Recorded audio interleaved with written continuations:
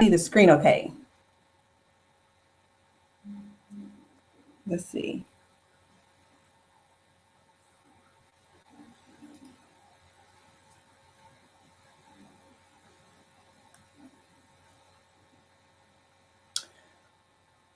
Can everyone see my screen okay? Do y'all have a chat box where y'all can send me a message just to let me know that you guys are here and you can see the screen?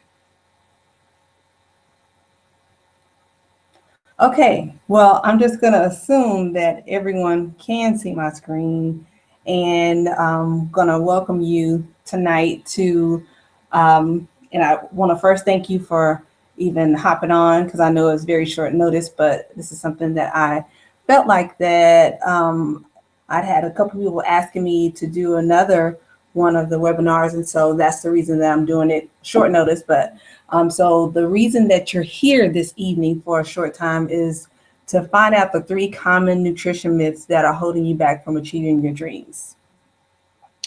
And so we're gonna go ahead and get started. Okay, I got a text. You guys can see it. All right, so again, most of you may know or may not know who I am, but my name is Felicia Starks. Funny thing, I have a Bachelor of Science in Telecommunications, and I am not using it at all. I wanted to get a degree in telecommunications, and it was right around 9/11 or right after, so I thought that was something that I wanted to do, but turns out that it wasn't. So I ended up getting certified as a personal fitness trainer in 2012, and I've been coaching since then. As of last year, I became a NPC figure competitor, and so and also some of you may know that I call myself a nutrition nerd because I'm very intrigued by the whole nutrition part of fitness. There are quite a few people. Few people that are really into working out, but don't talk as much about the nutrition part, and that part is very, very important. So that is why I'm so passionate about it. And then recently, as of August of this year, I became the owner of the Total Body Fitness Camp, which is located in Arlington, Texas. So that is me. And again, I want to thank you and appreciate your time this evening. And I promise to make it worth it. I will say that it says a lot about you and your dedication, because you're obviously very serious about learning about good nutrition that supports your weight loss and health. And I just want to take the moment to acknowledge you for that, and also for giving me your most valuable resource, which is your time to hear what I have to say today. Most people never take the time to educate themselves the way that you do. You're online watching this either on your computer, your tablet, or your phone, and you really have the commitment and determination to do that. So I really hope that you enjoy this presentation as much as I've enjoyed putting it together. So the reason that I'm sharing this with you today is because my passion is to motivate, educate, inspire you to be the very best version of yourself. And so if we are connected on Facebook or Instagram, or however we have come across at this point, I think you probably would agree that you get the gist of my passion to educate, to motivate, to inspire. So that's what that is about. And so just quickly, a quick story so that you know that I didn't just put this together without having any prior history of issues related to weight. So I've personally struggled with my weight most of my entire adult life until 2010. So the picture on the far left with me in the pink dress, that was in 2003. Last year, and then So before I go to what happened in April of 2014, I'll just talk about this picture in 2003. I had just graduated from college and went on a cruise. And sometimes we don't really see ourselves for who we are until we are able to look at pictures. And so I took this picture. And after we got back from the cruise, I saw it and I just did not like who was portrayed in that picture. Although I was very happy, I wasn't happy with how I was looking on the outside. And so I wanted how I was feeling on the inside to show on the outside as well. So I started a journey in 2004, a year later, to be more conscious about what I was eating. And so even with that, even though I started in 2004, I ended up moving across the country to California. And while I was in California, is where I got more serious about my nutrition and my workouts. I initially started with just the eating, and then I started working out and I started seeing results. And if you're on here, you probably have experienced it's something similar where maybe you lost weight in the past and you maintained it for a little bit, and maybe your weight loss was tied to you going on a vacation or a wedding or something like that, and you may have found, or even maybe if you just lost it just to you just wanted to look better, and you found yourself later on with the weight coming back on. And sometimes depending on how you lost it, it may come back even more aggressive. Well, in 2006 I had my son, and so even before I had him, I knew I wanted to lose weight and get down so that I wouldn't have to work so hard after I had him to get the weight off.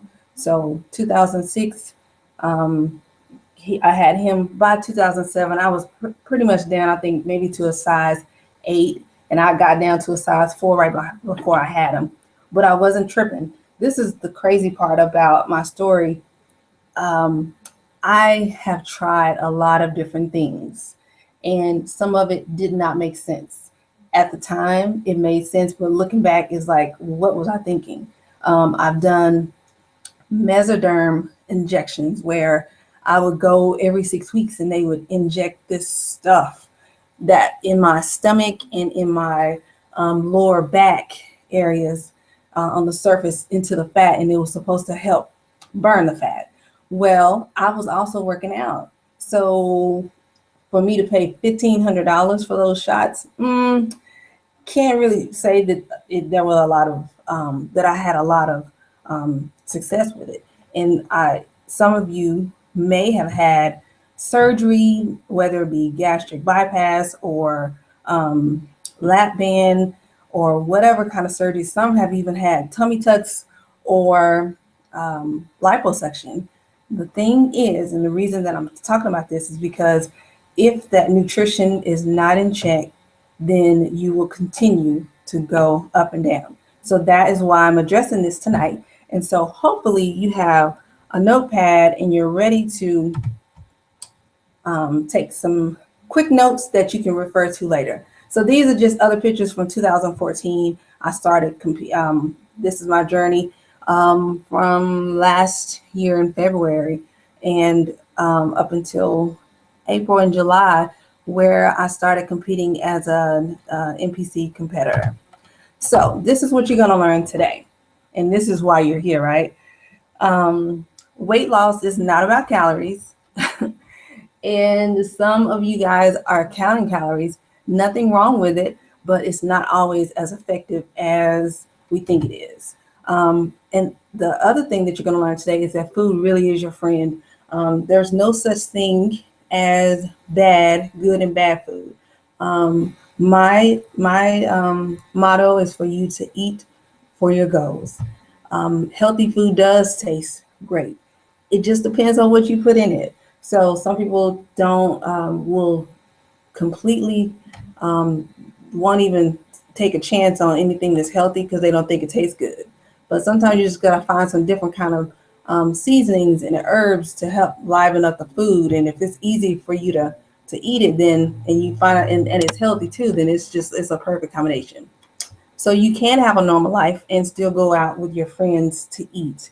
Funny thing is, my sister probably can will tell you, you can have a normal life. If you're a competitor, it's a little bit different, because I, as a competitor, if I'm in contest prep, I will take my food with me and have no problems asking the waiter to to warm up my food. So this is just want to go over the legal stuff. This is not intended to be for the treatment or prevention of disease. It's not not a replacement for seeking medical treatment or professional fitness advice. So before you start any program, please contact your physician. The use of this program is at your risk. So basically, I'm not liable. If you do something and you haven't talked to your physician, then that's going to be totally, you're taking all the responsibility. So let's go ahead and get started. So one of the first things that I said that you're going to learn is that calories are not created equal. Calories do not control our metabolism. Hormones do. So if you count calories, and I'll kind of put it like this. If you're on a treadmill, or say you ate a piece of cake that had 570 calories in it, and you knew to the penny how many calories was in that piece of cake. It was 570 calories. Well, most people will say, okay, it's 570 calories. You have to go work out for X amount of time on the treadmill in order to burn that off. The thing is that our bodies are not made that way, and calories are not.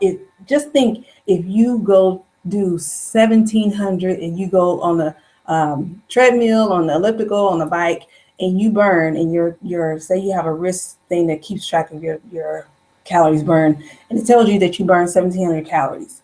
Well, just imagine if you did that every day, you would waste away. So that is more of my point, to tell you that calories are not created equal, and it's not where if you do 570 calories burned on the treadmill, that it's going to automatically negate what you ate earlier. Not going to happen. Sorry. Counting calories is based on the assumption that our bodies work like a balance scale. I think I probably got ahead of myself, but quality calories are sane, and that's satiety, aggression, nutrition, efficiency. So sane calories heal our hormones, prevent overeating, and lowers our set point. So think about this. If you're thirsty, you wouldn't stop to drink water from a muddy puddle, because the issue isn't just about quenching your thirst. You know that the quality of the water that you drink matters a lot. Basically, the solution isn't to drink less water, it's to drink higher quality water. So the solution to today's obesity epidemic isn't to eat less food, right? Is to eat higher quality food. So anywhere that makes, so if you came here and prior to today, you thought that someone that's overweight just eats too much, right? I can't say that we maybe haven't all thought that at one point, but now think of it this way. It's eating lower quality food. So lower quality food, we'll talk about that in a few minutes. So satiety. It is basically the capacity of a food to make us feel full. You focus on foods that contain high amounts of water, fiber, and protein. And when our food provides us more satiety, we are too full for low quality food. So how quickly the calories fill us up and how long they keep us full is basically what that is. And then I lost my place. Sorry, guys. So have you ever noticed that how a six-pack of beer, if you drink, or maybe you drunk in the past, how a six-pack of beer makes people eat more pizza, right? Because most of the time when people have pizza, they have beer. Just think about, when you're watching a football game, you have pizza and you might eat more, right? And then if you had 5 cans of tuna or 30 cups of broccoli or asparagus, whatever your favorite green vegetable is, both are the same amount of calories, right? So it's 5 cans of tuna and 30 cups of broccoli compared to a 6 pack of beer and pizza.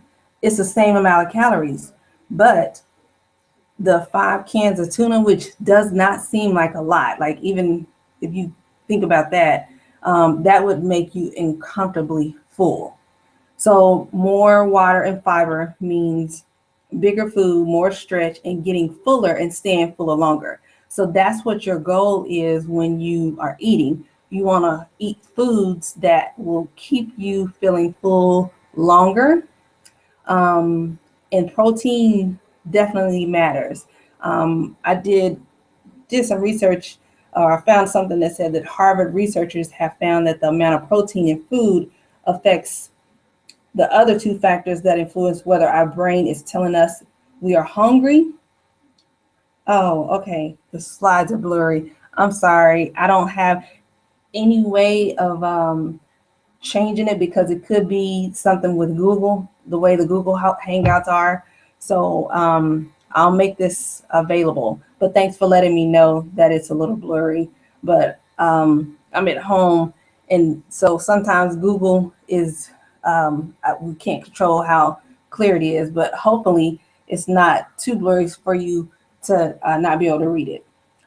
But back to what I was saying, more calories from protein mean more full signals sent to our brain. So in other words, you want to make sure that you have some good protein and fiber and water. Those are the foods that you want to focus on when you're eating pretty much every meal. So for the people that do eat breakfast, there's not a lot of protein in your box cereals.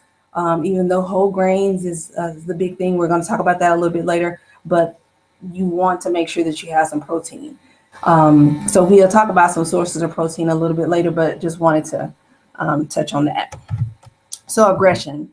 Our body runs on glucose, a sugar our body creates from the food that we eat. So body fat storage isn't caused by eating a lot of food, it's caused by eating food that causes us to have more glucose in our bloodstream than we can use at one time. So the example that I can give you is, say you eat some 3 eggs, not egg whites, just regular eggs, and it could be on their end. Mine is clear. Okay, thank you so much. You guys are amazing. Thanks for the feedback. So, so you have your eggs, and then you also have a fiber warm bar. And I'm just calling that fiber warm because I know sometimes people grab that for breakfast. So if you have a fiber warm bar or special K bar, and you have that for breakfast, and compared to your eggs, because it's mostly protein and fat, will not raise it will not have any effect on your insulin or glucose levels. That fiber one, because it has sugar in it, because it does have, some of them have extra protein, but it has sugar and carbs in it. So it will raise it will have more glucose in your bloodstream.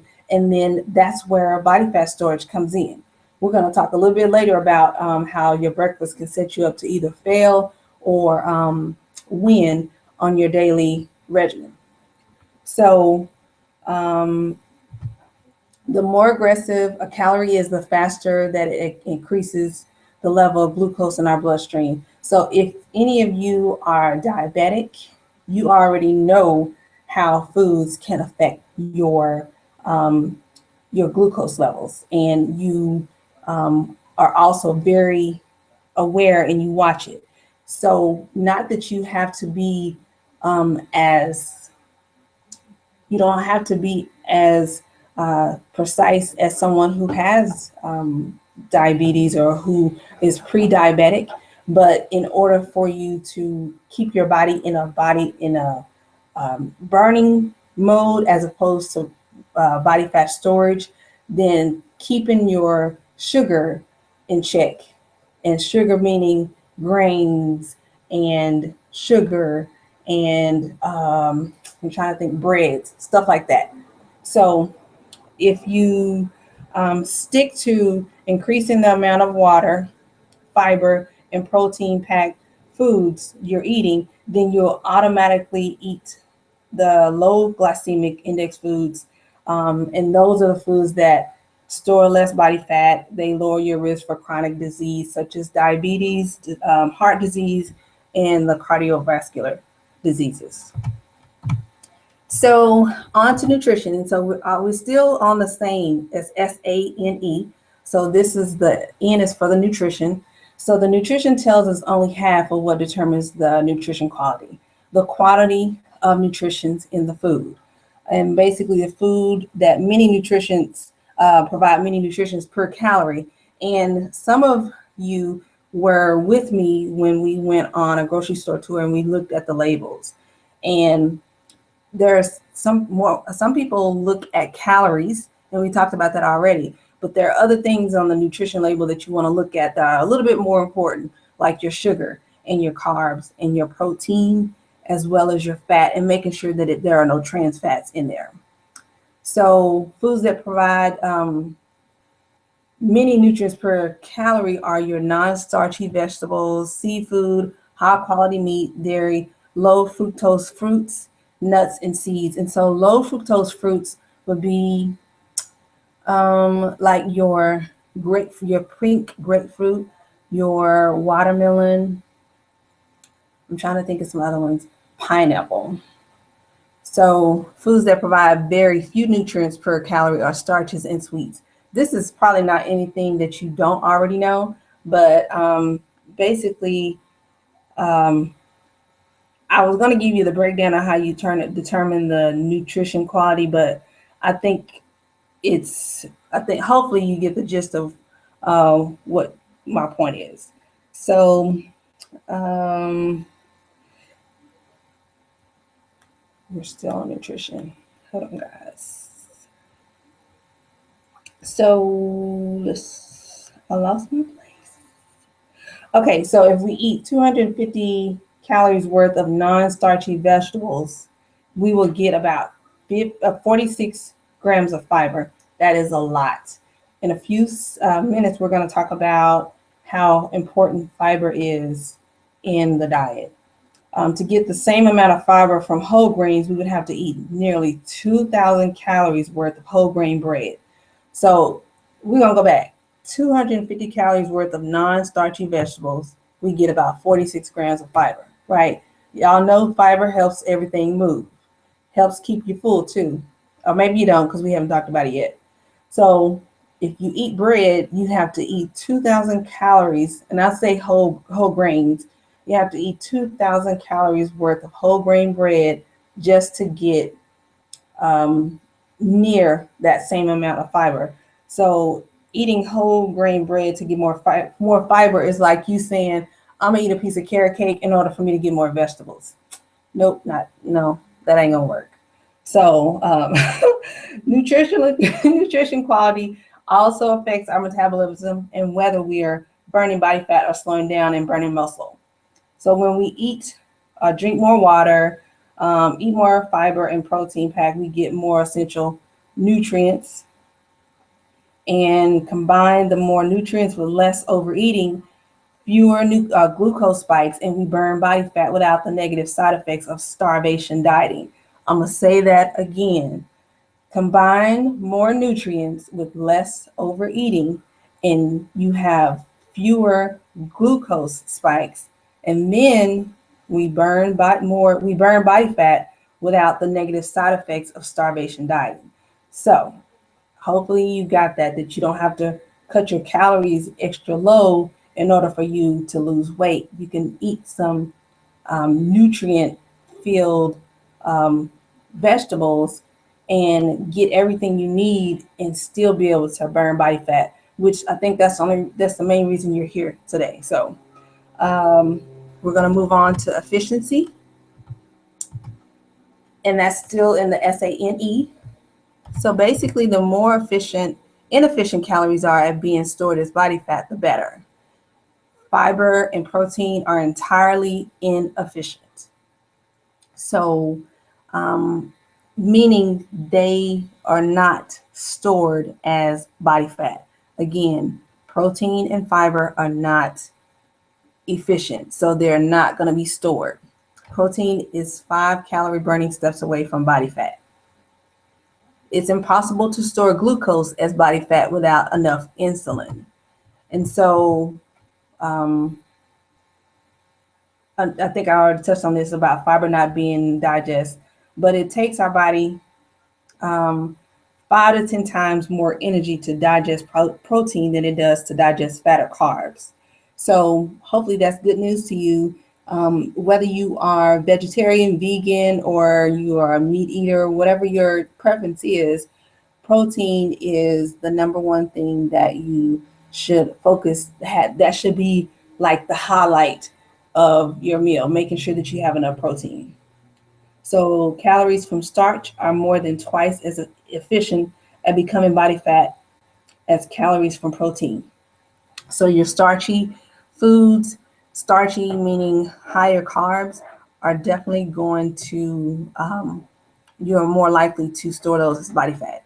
So when you eat high quality foods, you avoid overeating because you're able to stay full longer. Calories are released into the bloodstream slowly, and then they trigger little insulin because it's less aggressive. So it's kind of going back to that example I gave earlier about you eating eggs. It's not gonna like you can eat eggs or in bacon, whether it be turkey bacon or whatever your preference is, but focus on having the center of your meals around food that is not going to spike your glucose or insulin levels. And so when you have foods that are high in protein, meaning meat, or if you're a vegetarian, tofu, yogurt, whatever your preference is, protein should be your main thing with that. So our bodies benefit from a number of essential nutrients thanks to high nutrition. So you're able to burn a lot of calories during digestion thanks to what you eat being less efficient. So the more aggressive your calories are, the more insulin that it triggers. And so if it's more aggressive, then it makes the pancreas release more insulin. And so, okay, thanks for letting me know. I appreciate that, Levi. So going back to overtime, if you have too much insulin, then, and it's too much insulin is triggered, then the pancreas can wear out, resulting into type 2 diabetes. So some people may have diabetes, like that's in their genetics. And there are some people where diabetes is caused by what they have eaten over time. And most of the time, I'm not going to say 100% of the time, but most of the time it's because of eating not very nutritious foods and just eating whatever. And so your body is having to do a whole bunch just to process everything that you're feeding it. So we're moving on to fat is your friend, right? If I had a show of hands, I would tell y'all to tell me who has been told that fat makes you fat. I know I used to think that, but it's not true. So some of the biggest myths about dietary fat and cholesterol, that a low-fat, high-carbohydrate diet is optimal, that cholesterol-rich foods such as eggs are bad for you. Oh, they lied to y'all. I'm so sorry. Now, if you are into bodybuilding and stuff like that, there are certain times where egg whites are going to be preferred as opposed to regular eggs, but general population, not doing any kind of competitions or anything like that, a full egg is definitely what you should be eating. Egg whites, I'm not, yeah, I wouldn't even recommend them. So processed seed and vegetable oils are healthy. Um, hydrogenated oil, like the vegetable oil at the store, that who is it, by Wesson, and like all these different vegetable oils, even canola oil. The media has been telling us that they are healthy, and they are not. They are not. It's like they're very processed, and they're very dangerous for our bodies to process. So if you have some canola oil, or if you have some vegetable oil, I don't know, maybe you can use it to put it in a sprayer. And if you got some, if some of your doors are squeaky, you can put some of that in there, or just throw it away and go with some coconut oil or um, olive oil. All right. So saturated fat raises your bad cholesterol, and causes heart disease. I know I heard that before, but yeah, not true. Eating fat makes you fat. That's another myth. So here's the thing. There is no evidence that low-fat diets have any benefit. They do not cause weight loss in the long term or reduce the risk of chronic diseases. So your total and LDL cholesterol are actually quite poor markers for heart disease risk. Um, there's so many people that are being unnecessarily medicated because the doctors are only focusing on the total and LDL cholesterol levels. So, and going back to the seed and vegetable oils, they are unhealthy, and they're loaded with omega-6 fatty acids and trans fats that contribute to the disease. So, omega-6 is not to be confused with omega-3. All right. So hopefully I dispelled that myth about the whole fat thing, right?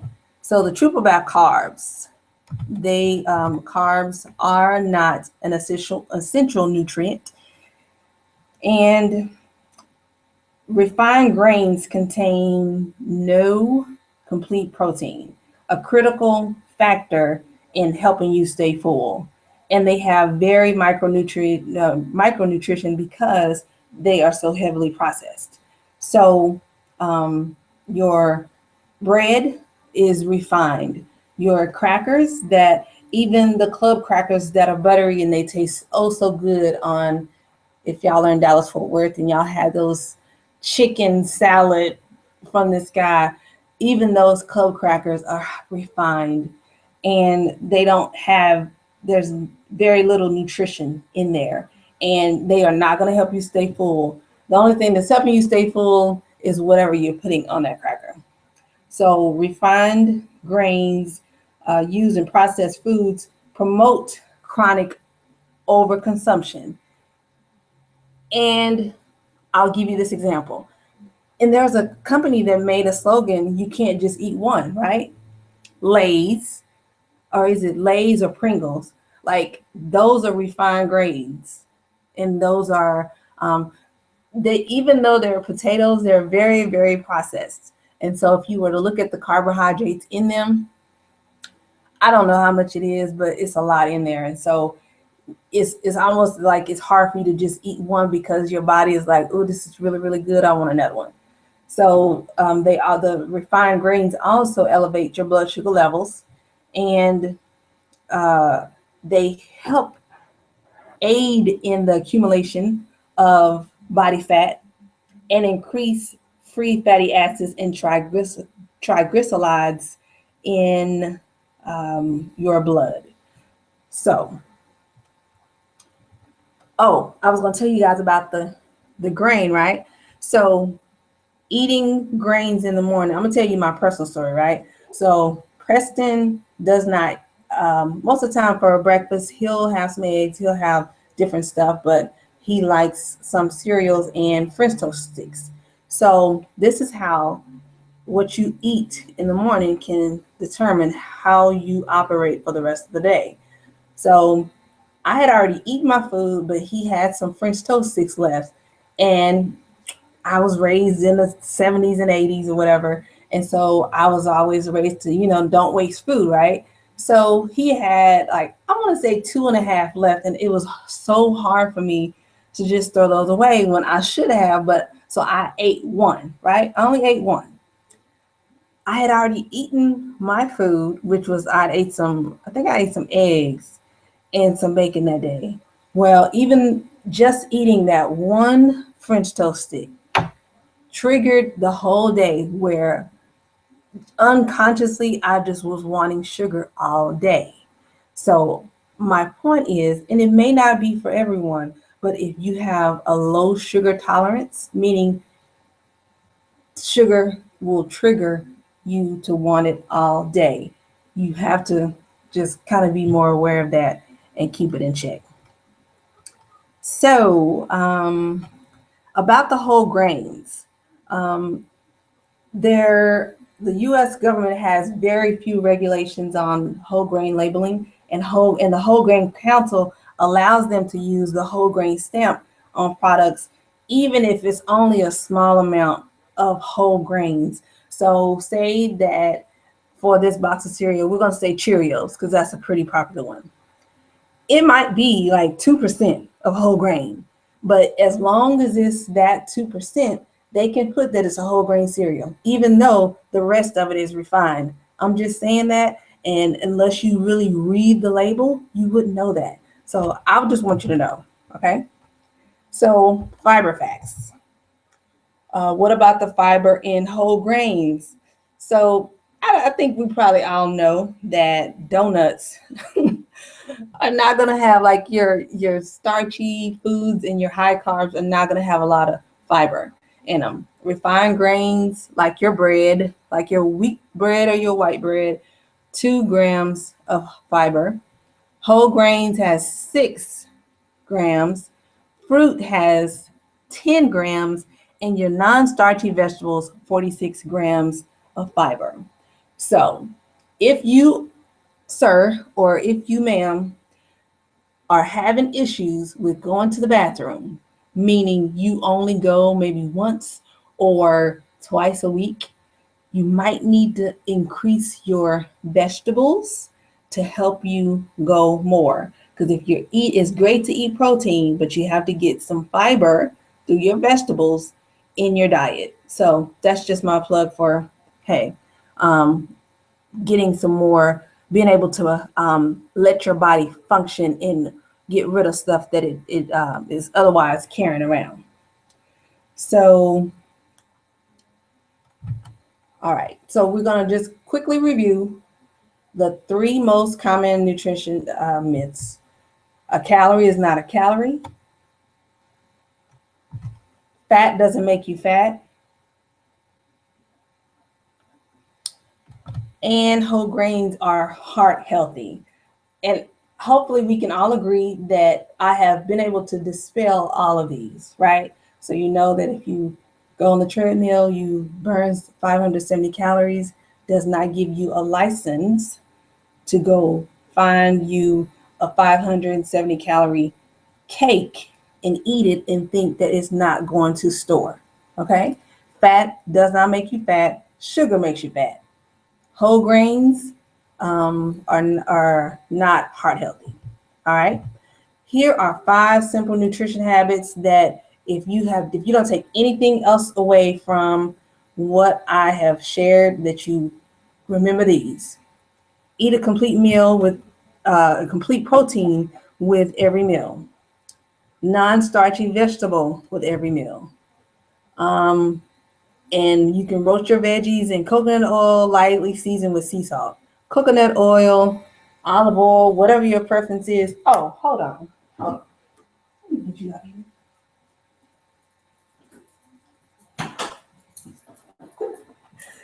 Sorry about that. Just realized my son's daughter, his room was open and there was Halloween candy in there and my dog was having a fit. All right. And limit your fruit to 1 to 2 servings per day. I know fruit is good for you and it's nutritious, and they say have an apple a day. But if it's an apple a day, it's not an apple, a banana, some grapes, an apple, whatever a day. Because at the end of the day, you are still getting sugar with that fruit. So for all my sugar lovers, we're united, but in order to really burn your body fat, you gotta reduce your sugar. So whether you used to eat a lot of candy or whatever, and now you eating fruit, I'm still telling you that you gotta limit it if you want to see results. And number 5, only eat starch carbs. So that would be potatoes, sweet potatoes, like your butternut squash. I'm trying to think of, I think you kind of get the idea. All right. So what's next? So I've shared a lot of information with you, and hopefully that you've gotten, if nothing else, that what you eat in your meals are gonna determine how your body looks. All right. And so my suggestion is that what I've set up is I have a fall back, right? Y'all get it? Fall back. Today is we changed time, so fall back in love with your body 21-day detox challenge. And so what you get with the detox challenge, you'll get meal planners, you'll get recipes, you have online support, I will be your support as well. On a daily basis, we have a Facebook group. So it's 21 days where you are focused on detoxing yourself with vegetables, and not necessarily vegetables, but you're detoxing with food. There are detoxes that you guys probably know of with tea that works very well. If you are drinking any kind of detox tea, this would go perfect with that, because it's setting up the perfect marriage in your body. So yes, you have your detox tea, but if your eating is not really on point, then you're not going to see as good of results as you maybe have thought you should. And with the holidays coming up, we're close to the end of the year. So instead of waiting until January 1st to really get it together, you have a couple of, maybe you have a holiday party coming up at the end of the year. But depending on when you start, you'll be like done by December, and you'll be 20. I'm thinking that probably around the normal amount of weight that's lost is about 15 to 21. It depends on how compliant you stay with what I recommend as far as the eating. And so you also have a chance to win a Visa gift card to buy yourself some new clothes to go with your new body. So it's 21 days. Commit for 21 days. You're not starving yourself. You actually will probably be a little bit, it may seem like it's more food, but I'm sure you guys have someone that you know who is very small, but they eat a lot. And you like, where is your food going? They are constantly burning, and they may eat bad. Sometimes they eat bad, but most of the time they are just eating foods that their body absolutely loves. And so it's just burning, burning, burning. So I'd love for you to connect with me on social media. And if you would go to FeliciaStarks.com/fall -in love with your body, love body 21 detox challenge. And you can see more about what everything entails, because we'll have a check-in on a weekly basis just to help you. And then if you're going to do the challenge where you're wanting the chance to win a gift card, then we would need to get your measurements and all that stuff to get started. So the first 10 that register for the challenge before midnight tonight will get access to the shopping list, extra recipes, and a meal planner that wouldn't normally be available to everyone else. So if you have any questions, you can feel free to, if we're on Facebook, you can send me an inbox message. If you want to, you can send me an email at coachme@feliciastarks.com. I gave you a couple places that we can get connected, but I'd like for you to go to that link there so that you can at least find out about the challenge, go ahead and get signed up, and we can get started. In 21 days, you are detoxed and you have released some extra weight and some extra inches, and not looking at that scale, because the scale is only telling you a little bit about what everything that your body is doing. So ditch the scale for 21 days. In this instance, I'm going to recommend that you ditch it. You take your measurements at the beginning and you take them at the end, but you rely on pictures that you take, your clothes, your measurements to tell you what you're doing. And even sometimes your friends, because we're doing it for 21 days, probably by that third week, your last week, then your friends will probably notice more than you. So if there are, let me see, let me go back to, I don't know if it's still enabled, but I'm going to stop sharing the screen. And if you guys have any questions that you want to put in the chat, feel free to do so now, because you should be able to chat. I'll put it up for any questions because we have like 8 minutes left.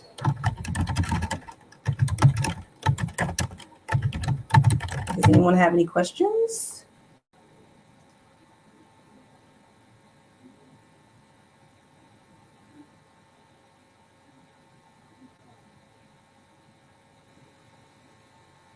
No questions.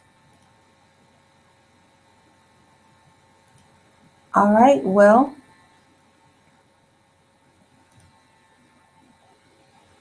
if you guys don't have any questions and don't have anything you want to ask, then I'm going to thank you again for your time and your attention this evening. I appreciate you coming. And does someone have their hand raised? Let me see.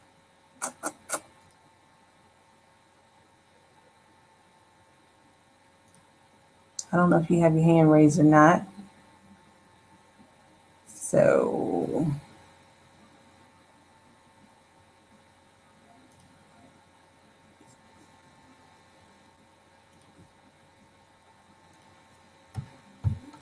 all right, guys, you have a fantastic evening, and thank you so much for joining me.